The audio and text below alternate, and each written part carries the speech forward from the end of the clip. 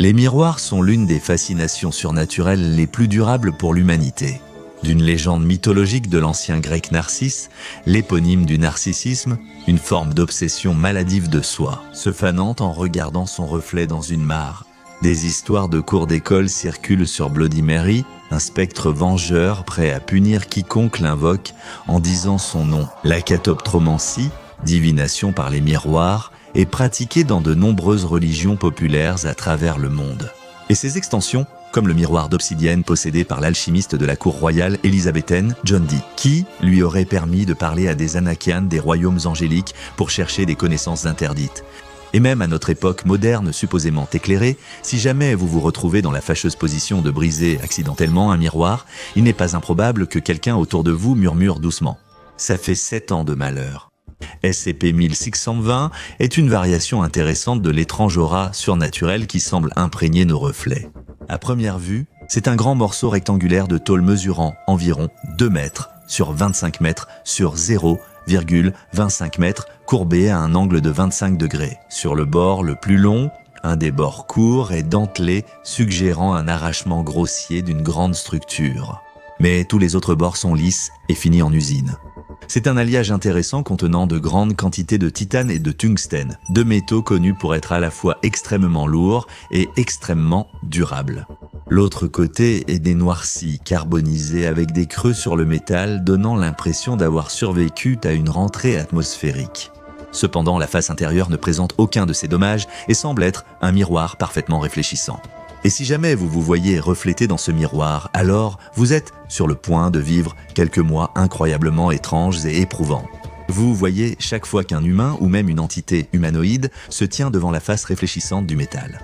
Ils sont immédiatement infectés par une entité métaphysique parasitaire connue sous le nom de SCP-1620-01 qui copie et remplace les reflets humanoïdes pour des raisons inconnues. Cela fait peut-être partie d'un cycle naturel et immatériel pour cette espèce mystérieuse. La créature n'apparaît que si la personne infectée regarde une surface réfléchissante. Les types de comportements et d'interactions auxquels vous pouvez vous attendre de la part de la créature vont évoluer sur une période de 1 à 10 semaines. Séparée par les chercheurs de la Fondation en 3 stades épocaux distincts, la phase 1 de l'infection est la plus courte des 3. Elle dure 6 à 18 heures après l'exposition initiale à SCP-1620 ou à un SCP-1621 au stade 3. Dans la nature, c'est le moment où ils deviennent infectieux pour les autres. Nous reviendrons sur ces horreurs plus tard. Dans la première phase, l'entité ressemble à votre reflet infecté et, au début, rien ne semble anormal. Cependant, au cours de cette première phase, le reflet commencera progressivement à se désynchroniser du vôtre, se manifestant d'abord par un certain retard ou décalage qui vous fera peut-être douter de vos perceptions. Si jamais vous le remarquez à un moment donné, si vous êtes observateur, vous le remarquerez. Il s'agit en réalité d'une entité consciente totalement distincte qui tente d'imiter vos mouvements et expressions et, dans certains cas, échoue lamentablement. Ce sera le début de la progression de l'entité vers une indépendance totale par rapport à vous et à vos mouvements. La phase 2 de l'infection commencera environ 24 heures après et durera environ 7 jours. Bien que tout cela puisse varier d'une victime à l'autre, la phase 2 se caractérise par une indépendance croissante vis-à-vis de l'hôte. Cela signifie que, surtout seul avec lui, l'entité fera moins d'efforts pour paraître simplement votre reflet. Oui, nous trouvons cela incroyablement effrayant, nous aussi. Donc, vous n'êtes pas seul si vous ressentez en ce moment une sensation étrange qui vous remonte le long de la colonne vertébrale. Si des témoins sont présents, l'entité essaiera toujours d'imiter vos mouvements, mais avec ce décalage qui apparaît lors des phases ultérieures de l'étape 1, seul si vous regardez votre reflet, l'entité semblera vouloir créer un lien avec vous. Elle ne cherchera pas à cacher sa conscience et communiquera par gestes amicaux et expressions faciales. Vous n'aurez aucune raison d'avoir peur à ce stade. Après tout, étant donné qu'elle ne peut pas interagir avec quoi que ce soit en dehors du miroir, elle fera tout son possible pour adopter une attitude non menaçante lorsque vous la regardez de toute façon. Un aspect préoccupant du stade 2 était qu'elle peut être vue à distance par des témoins lorsque l'entité n'est pas consciente ou ne regarde pas, fixant haineusement la personne infectée pendant qu'elle ne regarde pas son reflet. Je ne pense pas qu'il soit exagéré d'interpréter cela comme un signe d'une certaine forme de malveillance sous-jacente. Ils vont parfois jusqu'à faire des gestes menaçants, comme passer leur pouce sur la gorge, suggérant des intentions violentes envers la personne infectée. À mesure que ce stade progresse, ce ne sont pas seulement les mouvements de l'entité qui changent, mais aussi ses caractéristiques physiques, la rendant de plus en plus différente de la personne qu'elle imitait autrefois. Les traits, le poids et la morphologie peuvent changer. Cela donne l'impression que votre propre reflet est en train de muter en quelque chose que vous ne pouvez plus contrôler. Quelque chose qui ne vous ressemble même plus. Lorsque la nouvelle apparence de l'entité SCP-1620-01 s'est complètement stabilisée en quelque chose de nouveau et d'effrayant, il est temps que la troisième phase de l'infection commence. La durée de la phase 3 de l'infection est indéterminée, bien qu'aucun cas étudié par la Fondation jusqu'à présent n'ait duré plus de 9 semaines. Vous avez toute ma sympathie si vous battez un record à ce sujet. À ce stade mature du cycle de vie de SCP-1620-01, l'entité ne ressemble plus que vaguement à la personne initialement infectée. Fait fascinant, cela reflète plus l'autoréflexion subconsciente du sujet que son apparence réelle. En termes simples, c'est comme une caricature cruelle de votre âme dessinée en public qui accentue justement vos plus grands complexes. Par exemple, la peur de perdre vos cheveux. L'entité aura un crâne très brillant si vous complexez sur votre calvitie. Et selon vos inquiétudes de poids, elle apparaîtra énorme ou très maigre et bruyante. Chaque fois que vous vous regardez dans le miroir et que vous pensez que votre nez est trop gros, l'entité dans le reflet vous présentera un pif vraiment légendaire. À ce stade, je pense que vous avez compris l'idée. Il suffit de dire qu'il s'agisse d'une intention cruelle de la part de l'entité ou non, les sujets ont rapporté que cette étape était absolument dévastatrice pour leur estime de soi. Dans ce sens, c'est presque comme fixer trop longtemps la section des commentaires sous l'une de nos vidéos YouTube. Désolé, un peu d'humour pro. Comme je l'ai mentionné brièvement lors de ma description de la première étape, à ce stade, l'entité devient activement infectieuse. Même si la personne exposée n'a jamais vu le reflet dans le morceau de métal SCP-1620 d'origine, si vous n'avez pas de chance et que vous voyez votre propre reflet dans n'importe quelle surface occupée aussi par l'entité de la étape 3, vous allez subir tout ce que nous venons de décrire ici, ce qui, d'après les sujets, n'est pas vraiment une partie de plaisir. À ce stade, toute prétention de gentillesse aura complètement disparu chez l'entité. À chaque regard dans votre reflet, il tentera de vous menacer ou de vous bouleverser, vous poussant à demander de l'aide ou à partager votre expérience. Cela fait partie de l'instinct d'autopropagation de la créature. Si vous convainquez quelqu'un de vous aider, il risque fortement d'être infecté pendant que vous lui prouvez la réalité de votre expérience. À la fin du stade 3 de l'infection, l'entité semblera mourir et votre reflet redeviendra normal. Aucun cas de réapparition du phénomène après le stade 3 n'a été enregistré. Environ 60% des personnes ayant traversé ce processus s'en sortiront avec des sentiments de dysmorphie corporelle désagréables et un cas aigu de catoptrophobie, la peur des miroirs. Naturellement, la Fondation SC a été désireuse d'en apprendre davantage à la fois sur l'objet SCP-1620 d'origine et sur les effets qu'il a sur les personnes assez malchanceuses pour en faire l'expérience. Et a donc mené une série de tests extrêmement chaotiques. Je vous ferais un grave affront si je ne les décrivais pas. Cela en dit long sur la manière dont se déroulera une série de tests. Quand il commence par donner des armes incendiaires à une classe D, c'est bien ça. Lors du premier test, 4 des classes ont reçu chacun un objet incendiaire différent. Briquet, chalumeau, soudeuse à arc et lance-flamme. Tous ont reçu pour consigne d'essayer d'endommager la surface réfléchissante du miroir, mais toutes leurs tentatives se sont révélées totalement inefficaces. Le test a changé de nature quand le 4e D-Class a refusé de lâcher le lance-flamme et a tenté d'attaquer les responsables. Un garde de la Fondation a donc éliminé le D-Class renégat avec un lance-roquette. Ils ont découvert que la surface réfléchissante du métal n'était pas non plus affectée par les dégâts de l'explosion du D-Class. La science continue d'avancer car ils n'ont apparemment rien retenu des échecs des tests précédents. Le SCP-1640 a été confiné dans une unité opaque et déplacé en extérieur où une nouvelle série de D-Class a été assignée. Large choix d'outils de construction, scie, perceuse, marteau à griffes, masse et marteau-piqueur portatif. Les D-Class, frustrés par des années d'emprisonnement et d'expérience, ont été autorisés à se défouler comme dans une salle de rage. Sur la surface du métal, ils ont attaqué l'anomalie de toute leur force sans réussir à lui infliger de dégâts notables. Le marteau-piqueur pneumatique a détaché des segments réfléchissants de l'objet, ensuite emporté pour analyse. L'objectif de l'expérience est passé de vérifier si l'anomalie source pouvait être endommagée à tenter de comprendre les motivations des entités SCP-1620-01. Un sujet classe D a été exposé à la surface réfléchissante et a atteint le 2e stade de l'infection. Le sujet de classe D a été instruit de communiquer directement avec le reflet anormal qui cherchait toujours à paraître amical et inoffensif. Le sujet de classe D a reçu une liste de questions autorisées. Mais le reflet ne semblait pas avoir le moindre intérêt à réellement répondre aux questions. Au lieu de cela, il a continué son programme habituel en accomplissant des actes creux d'amitié non menaçante.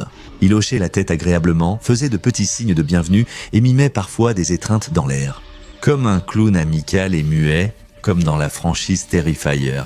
Cependant, comme vous avez peut-être pu le deviner d'après mes explications précédentes, l'attitude de l'entité a complètement changé. Lorsque le classe D s'est retourné, le reflet a commencé à faire des grimaces furieuses et méprisantes, les dents serrées, mimant l'étranglement dans l'air.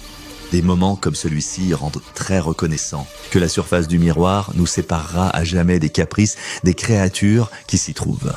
En parlant de créatures, la Fondation voulait connaître les limites des types de créatures que SCP-1620 peut affecter au-delà des simples humains. Un test a réquisitionné un orang-outan exposé à la surface réfléchissante de SCP-1620.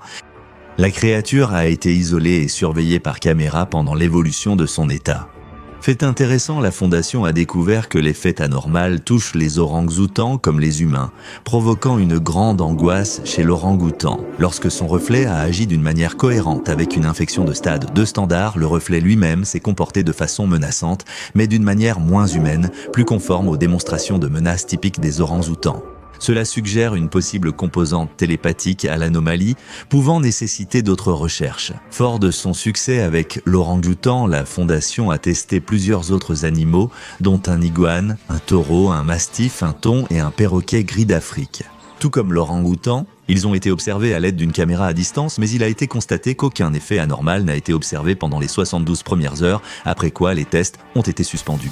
De toute évidence, seules les créatures humanoïdes, telles que les humains et les primates, étaient affectées par le phénomène SCP-1621. Une fois cela établi, la Fondation a continué à chercher des réactions intéressantes des entités réfléchies. Un membre du personnel de classe D a été volontairement infecté par SCP-1620-01 et était à mi-parcours du stade 1. On lui a ordonné de briser le miroir au reflet anormal avec un marteau. Le personnel de classe D a obéi, le miroir a été brisé sans incident. Lors de la prochaine exposition à une surface réfléchissante, l'entité est réapparue indemne. Fait intéressant, lorsque l'entité a atteint le stade 2, son comportement agressif semblait nettement plus enragé et violent qu'une instance standard. Cela semble prouver que ces créatures effrayantes gardent effectivement rancune, ce qui laisse entrevoir un certain degré d'intelligence malveillante derrière tout cela. Que se passe-t-il avec plusieurs miroirs? La Fondation voulait aussi répondre à cette question. Ils ont infecté un D-class avec SCP-1620-01. Au stade 2 de l'infection, ils l'ont mis dans une pièce contenant plusieurs miroirs. Bien que l'individu ait présenté les signes typiques d'une infection de stade 2, tous les reflets étaient parfaitement synchronisés. Au lieu d'agir comme des entités distinctes dotées de conscience propre. C'est une maigre consolation qu'au moins, ils ne puissent pas se multiplier aussi facilement. Mais il y a un rebondissement dans tout cela, voyez-vous. Jusqu'à présent, on pensait que, bien qu'être infecté par SCP-1620-01 puisse être extrêmement pénible. L'un des rares points positifs de cette anomalie était qu'elle ne pouvait pas vous tuer. Un test supplémentaire de la Fondation a prouvé que ce n'était pas tout à fait le cas. 2 sujets D infectés au stade 3 ont été placés dans une pièce close avec un mur entièrement recouvert d'un miroir. Se demandant ce qui se passerait si 2 reflets infectés à un stade avancé étaient bien placés sur la même surface, il s'est avéré qu'ils se comportaient de manière extrêmement territoriale, avec une hostilité incroyable l'un envers l'autre. Les 2 reflets se sont poursuivis autour du miroir, tandis que les 2 sujets de classe D regardèrent la scène avec confusion et horreur. Un reflet infecté a plaqué l'autre au sol, l'a violemment battu, puis étranglé à mort jusqu'à sa soumission. La personne dont le reflet avait été tué s'est aussitôt effondrée et a convulsé, mourant d'une hémorragie cérébrale apparente. Peu de temps après, le D-class dont le reflet avait commis le crime du reflet s'est effondré au sol dans un état de stress émotionnel extrême. Il répétait que ce n'était pas lui, qu'il n'était pas vraiment comme ça. Aucun autre test de ce type n'a été répété, comme c'est le cas pour de nombreuses anomalies ayant un effet mémétique infectieux. SCP-1620 a été classé Euclide et dispose, en conséquence, de protocoles de confinement stricts. Il est dans une pièce scellée, aux murs et plafonds peints en gris mat non réfléchissant. Pour limiter le risque d'exposition accidentelle lors des expériences, Dans ce même but, la surface intérieure réfléchissante de l'objet doit être orientée en permanence à l'opposé de la porte de la chambre. Pour des raisons évidentes, il est strictement interdit d'apporter des objets réfléchissants dans cette pièce. Quiconque ne respecte pas ces règles risque un sévère rappel à l'ordre du directeur du site. Et oui, cela inclut également les objectifs des caméras. Pour étudier ou prélever SCP-1620, une autorisation de niveau 4 est requise. Et comme c'est un niveau en dessous du Conseil O5 lui-même, l'obtenir n'est pas une mince affaire. Avec cette autorisation, des restrictions strictes s'appliquent tout de même. Le port de vêtements réfléchissants sera interdit et vous devrez ensuite passer 24 heures en isolement volontaire. Ainsi, vos collègues pourront s'assurer que vous ne présentez aucun risque de propagation de l'infection. Et si vous présentez des signes d'infection, vous serez soumis à un tout autre ensemble de procédures spéciales de confinement. Vous serez placé dans un conteneur opaque avec apport d'air et transporté en cellule d'isolement. Elle aura un miroir mobile sans autre surface réfléchissante, afin de maintenir un contrôle extrêmement strict sur l'environnement. À chaque entrée d'une autre personne, le miroir doit être posé à plat contre le mur ou le sol pour réduire le risque d'infection. La raison pour laquelle le miroir se trouve là à l'origine est de suivre la progression de l'infection. Et une fois qu'il est confirmé que l'infection a atteint le stade 3, vous serez gardé en isolement pendant encore 3 mois afin de s'assurer que vous n'êtes plus infecté. Espérons que vous ayez une longue liste de livres à lire si cela vous arrive. En raison des écrans réfléchissants, la navigation Internet sera interdite pendant cette période. Quand la Fondation confirmera que votre état a suivi son cours, vous pourrez reprendre vos activités normales grâce à ces procédures strictes. SCP-1620, bien que moins dangereux que d'autres anomalies surveillées par la Fondation, reste considéré comme un cas très indésirable. Être membre du personnel, qui veut vraiment s'ennuyer 3 mois, parfois, voir son reflet dans le miroir et flipper. Donc, si jamais tu surprends ton reflet en train de faire quelque chose d'étrange du coin de l'œil, pour voir ensuite qu'il redevient rapidement normal quand tu te tournes pour le regarder en face. Mon conseil serait assez simple. Ne t'en fais pas, ça finira par passer tant que tu restes éloigné des autres personnes qui sont infectées. Et à part ça, il te suffit de t'assurer de ne pas complètement perdre la tête. En attendant, bonne chance. Découvrez le Patreon du Dr Bob et devenez chercheur junior. Regardez aussi une autre entrée de ses dossiers. Les SCP les plus effrayants ne s'arrêtent que quand vous êtes mort,